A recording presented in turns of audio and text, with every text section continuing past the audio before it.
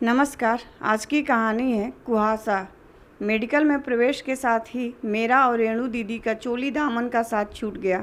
नाते रिश्तेदार हम मौसेरी बहनों को एक दूसरे की परछाई कहा करते थे, क्योंकि बचपन से ही हम साथ रहने का कोई भी मौका दोनों नहीं छोड़ती थी। इतना मेल मिलाप होते हुए भी हम दोनों नदी के दो किनारों की तरह थीं। दोनों के स्वभाव में भी जमीन आसमान का अंतर था। मैं एकदम बहिर्मुखी, हंसमुख, खुलकर हंसने बोलने वाली, सबसे घुल मिल जाने वाली लड़की थी, तो दीदी बेहद अंतर्मुखी, गंभीर और एकाकी प्रवृत्ति की। अपने स्वभाव के अनुरूप अध्ययन समाप्त कर उन्होंने अध्यापन का पेशा चुना और तभी मेरा मेडिकल में प्रवेश हो गया। मुझे वह शहर और दीदी का साथ छोड़ना पड़ा। दीदी ने ही समझाया कि अपने खतों के माध्यम से वह हमेशा मेरे समीप रहेंगी। उन जैसी अंतर्मुखी लड़की को भी अपने मन की गुत्थियों को खोलने के लिए कोई भरोसेमंद हमदर्द तो चाहिए ही था। हमारा आपसी संप्रेषण भी अजीब था। दीदी हमेशा भावनाओं से सराबोर लंबे लंबे खत लिखती थी और मैं प्रत्युत्तर में फ़ोन पर लंबी लंबी बातें करती थी। मेरे साथी डॉक्टर हमेशा शिकायत करते थे कि मेरा मोबाइल हमेशा व्यस्त रहता है, पर मैं आदत से मजबूर थी। कलम घिसना मेरे बूते के बाहर था और पेट का सब कुछ दीदी के सम्मुख उगले बिना मुझे खाना ही हजम नहीं होता था। मैं बेबाकी से दीदी के सम्मुख सब कुछ बोल देती थी। छेड़छाड़, रोमांस तक की बातें भी मज़े ले लेकर बताती थी।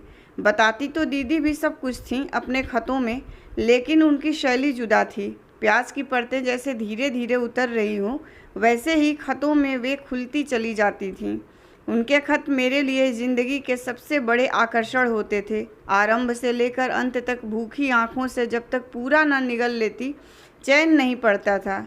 कई बार तो ईर्ष्या होती, काश यह हुनर मुझ में भी होता तो किसी को भी मुट्ठी में कैद कर लेती। दीदी के इसी हुनर पर फिदा होकर एक व्यवसायी पुत्र ने आगे बढ़कर उनका हाथ थाम लिया था। वैसे तो खूबसूरत दीदी पर मंडराने वाले आशिक मिजाज भंवरे बहुत थे, लेकिन अमित जीजा जी की कला पारखी नज़रों ने उनकी सही आकलन किया। शादी से दीदी के खतों का अंतराल जरूर बढ़ गया था, लेकिन उनके आकर्षण की महक पहले से दोगुनी हो गई थी। परीक्षाओं की वजह से मैं उनकी शादी में नहीं जा पाई, जिसका मुझे शायद ज़िंदगी भर अफसोस रहेगा। इसके बाद भी कभी अमित जीजा से मुलाकात का मौका नहीं मिला, लेकिन खतों के द्वारा दीदी ने उनका ऐसा रेखा चित्र मेरे सम्मुख खींच दिया था कि शायद प्रत्यक्ष मुलाकात होने पर भी मैं उनके बारे में इतना न जान पाती। दीदी के कुछ खतों की वानगी इस प्रकार थी। जिंदगी इतनी खूबसूरत होगी चारू, कभी सोचा भी न था। अमित मुझसे इतना प्यार करते हैं, इतना प्यार कि शब्दकोश लेकर बैठूं तो भी उसकी अभिव्यक्ति के शब्द न खोज पाऊंगी। लगभग रोज ही वह मुझ पर एक कविता लिख डालते हैं, प्यार से सराबोर। उनका एक एक शब्द, एक एक हरकत मुझे मंत्रमुग्ध कर देते हैं। ऐसा लगता है कि मैं अब तक उनके बगैर कैसे जिंदा थी। सच चारू, पूजने को दिल करता है उन्हें। कभी लिखती, बिल्कुल तेरे जैसा स्वभाव है अमित का, शायद इसीलिए वो मुझे इतने अच्छे लगने लगे हैं। हर वक्त हंसी मजाक बतियाते रहना। एक दिन के लिए भी टूर पर चले जाते हैं तो घर काट खाने को दौड़ता है। कभी सोचती हूँ चारू, काश मेरा स्वभाव भी तुझ जैसा होता। अमित को मैं भी बहुत चाहती हूँ, पर उनकी तरह बोलकर, शायरी सुनाकर, खुल्लम खुल्ला चुंबन आलिंगन देकर अपना प्यार व्यक्त नहीं कर पाती। न जाने अमित मेरे बारे में क्या सोचते होंगे। शायद मुझे नीरस, बोरिंग, अनरोमांटिक लड़की समझते होंगे। सोच सोचकर मन बहुत घबराता है। उपयुक्त प्रत्युत्तर न पाकर कहीं उनका मन मेरी ओर से फिर ही न जाए। पता नहीं मैं उनके लायक हूँ भी या नहीं। फिर एक दिन खत आया। मैं गलत सोचती थी चारू। अमित न केवल मुझे चाहते हैं बल्कि अच्छी तरह समझते भी हैं। मेरी आशंका भांप कर उन्होंने मुझसे कहा, मैं जानता हूँ तुम भी मुझे बहुत प्यार करती हो। हर इंसान की अभिव्यक्ति का अपना अलग तरीका होता है। तुम्हारी आँखों की गहराई, तुम्हारे दिल की धड़कनें, तुम्हारे कांपते हाथ, लरसते होंठ तुम्हारे दिल का सारा चिट्ठा खोल देते हैं और मुझे तुम पर और भी प्यार आने लगता है। ज़िंदगी के हर मोड़ पर मेरे कदम तुम्हारे साथ रहेंगे। मुझ पर हमेशा विश्वास रखना चारू। मैं उनकी महानता, उनके प्यार के आगे नतमस्तक हूँ। डर लगता है कहीं ये सब मुझसे छीन न जाए। एक और राज की बात बताऊं, अमित को बच्चों से बहुत प्यार है। बच्चों के साथ वे बिल्कुल बच्चे बन जाते हैं। कई बार शरारत में कहते हैं, मेरा तो मन करता है घर में क्रिकेट टीम खड़ी कर दूं, क्या तुम मेरा साथ दोगी? सिर्फ तुम्हें बता रही हूँ, हम बच्चा प्लान कर रहे हैं, जल्दी ही तुम्हें खुशखबरी दूंगी। इसके बाद लंबे समय तक दीदी का खत नहीं मिला। मेरा पीजी गायनोकोलॉजी में चयन हो गया था, इसलिए मैं भी पूरी तरह पढ़ाई में व्यस्त हो गई थी। एक दो बार समय निकालकर दीदी को फ़ोन भी किया तो पता चला उनकी तबीयत ठीक नहीं रहती। अमित जीजा जी भी एक नई ब्रांच खोलने के चक्कर में टूर पर ज़्यादा रहने लगे हैं। भाई की शादी तय हुई तो मैंने पूरे सप्ताह की छुट्टी ले ली। 4 दिन शादी में और फिर 2 दिन रेणु दीदी के पास रहूँगी। पढ़ पढ़ कर उब गई हूँ, कहीं पागल ही न हो जाऊँ। भाई की शादी का जितना उत्साह था उतना ही रेणु दीदी से मिलने का मोह था, और इन सबसे भी ऊपर पहली बार अमित जीजा जी से मिलने का उतावलापन था। किसी इंसान के बारे में बहुत ज़्यादा सुन लो तो फिर मन उससे मिलने को अत्यंत व्याकुल हो उठता है। मेरी भी यही स्थिति हो रही थी, लेकिन बेहद निराशा हुई यह जानकर कि जीजा जी की नई ब्रांच का उद्घाटन भी शादी वाले दिन ही होना था। इसलिए शादी के सभी मांगलिक अवसरों पर वे अनुपस्थित ही रहे। हाँ, रेणु दीदी जरूर सभी कार्यक्रमों में उपस्थित हो रही थीं, पर एक ही शहर में होने के कारण वे हर रस्म पूरी होते ही घर लौट जाती। इस कारण मुझे उनसे बातचीत का अवसर ही नहीं मिल पा रहा था। शरीर से भी थकी मांदी ही लग रही थी। माँ और मौसी से पूछा तो यही कहा कि बीमार रहने लगी है, जल्दी थक जाती है। खैर, शादी की सभी रस्में धूमधाम से संपन्न हुई। एक ही लाडली बहन होने के कारण मैं पूरी शादी में चक्कर घिन्नी की तरह घूमती रही। अगले दिन जब भैया भाभी हनीमून के लिए रवाना हो गए तो मैं भी अपना सूटकेस उठाकर रेणु दीदी के साथ चल पड़ी। जानती थी उन जैसे अंतर्मुखी धीर गंभीर व्यक्तित्व से कुछ भी उगलवाना टेढ़ी खीर है, पर मुझे इंतजार था भावनाओं के उस सैलाब का जो अतीत को कुरेदने के साथ उमड़ कर आएगा और अपने साथ सब कुछ बहा कर ले जाएगा। इसलिए घर में घुसते ही मेरी जुबान की पिटारी खुल गई। अगला पिछला खट्टा मीठा कोई भी वाकया याद करने से मैं नहीं चूकी। रेणु दीदी मेरे संग जबरन हंसने मुस्कुराने का प्रयास कर रही थीं, लेकिन मैं जानती थी वे मेरे साथ होकर भी नहीं थीं। पूरे समय वे हाँ हूँ ही करती रहीं। आप भी न दीदी खूब चालाक निकलीं। पता चला कि चारू आने वाली है तो जीजा जी को पहले ही गायब कर दिया। कहीं एक जैसे स्वभाव वाले आपस में दिल न लगा बैठे। क्यों दीदी, यही खतरा था ना अपनी छोटी बहन से। धत पगली, कुछ भी बोल जाती है। और वैसे भी चारू, अब तेरे जीजा जी वो पहले वाले जीजा जी नहीं रहे, बिल्कुल बदल गए हैं। मेरी तरह गंभीर, संजीदा, चुप चुप रहने लगे हैं। लेकिन क्यों दीदी, अपनी पोल खुल जाने पर इंसान चहकता रह सकता है क्या? पोल? ये आप कैसी बातें कर रही हैं? मुझे तो कुछ समझ नहीं आ रहा। उनकी जिस महानता के आगे मैं नतमस्तक थी चारू, उसकी पोल खुल चुकी है। याद है मैंने तुम्हें लिखा था कि अमित को बच्चों से बहुत प्यार है और हम बच्चा प्लान कर रहे हैं। हाँ हाँ, तो तुम प्रेग्नेंट हो? मैं खुशी से चहकी। नहीं, यह सुख मेरे भाग्य में नहीं है। जब निरंतर प्रयासों के बाद भी मैं लंबे समय तक कंसीव नहीं कर पाई तो हम दोनों ने अपनी डॉक्टरी जांच कराने का निर्णय लिया। जांच कराकर आए काफ़ी दिन बीत चुके थे तो मैंने एक दिन अमित से उनकी रिपोर्ट के बारे में पूछा। उन्होंने बताया कि रिपोर्ट तो 2 दिन बाद ही आ गई थी। संतान सुख हमारे भाग्य में नहीं है रेणु, कहते हुए उनका मुंह लटक गया था। क्या? मैं ठगी सी खड़ी रह गई थी। ऐसा कैसे हो सकता है? मैं सदमे में बड़बड़ाने लगी थी। चारू, क्या हम कभी मम्मी पापा नहीं बन पाएंगे अमित? कोई मुझे बाहें फैलाकर मम्मा मम्मा नहीं पुकारेगा? दरअसल जब से हमने बच्चे की प्लानिंग की थी मैं सोते जागते उसी के सपने देखने लगी थी। अपने सपनों का इतनी बेदर्दी से कुचला जाना मैं सह नहीं सकी। मुझे चक्कर सा आने लगा। अमित ने मुझे बाहों में उठा लिया और लाकर बेड पर लिटा दिया। मुझसे बहुत प्यार करती हो न रेणु? मेरी आंखों में झांकते हुए अमित ने मुझसे प्रश्न किया। मैंने सहमति में सिर हिलाया तो वे आगे बोलने लगे, क्या मेरी इस छोटी सी कमी को तुम बर्दाश्त नहीं कर सकती?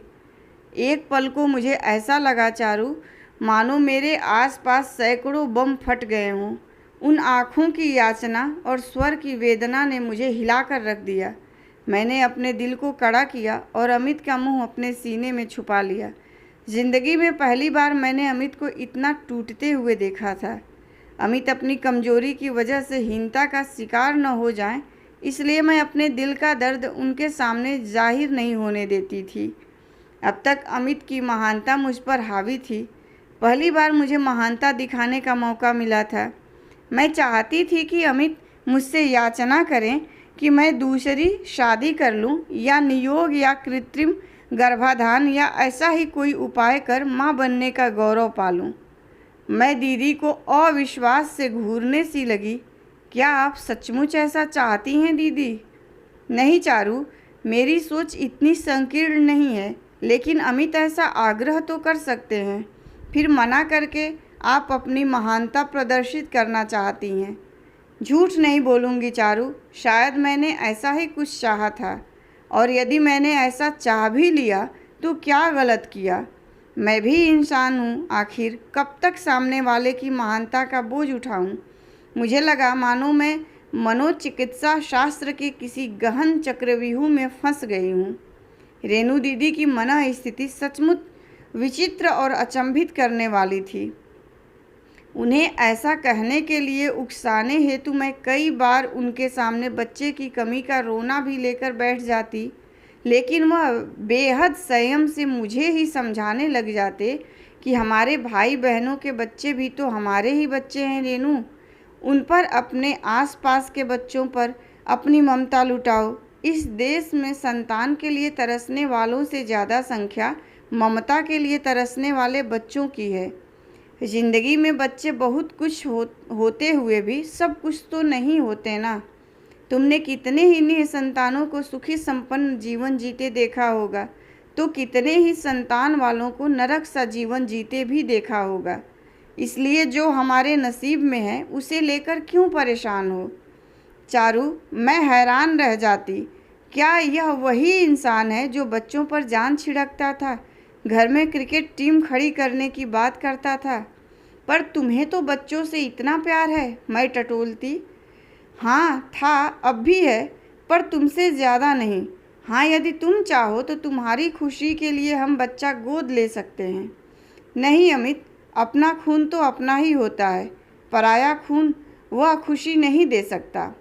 हालांकि ऐसा कहते हुए मेरा दिल मुझे कचोटता कि मैं उस महान आत्मा को कितना कष्ट पहुंचा रही हूं, पर फिर भी आस बनी रहती, शायद अब वे कोई वैसा प्रस्ताव रखेंगे।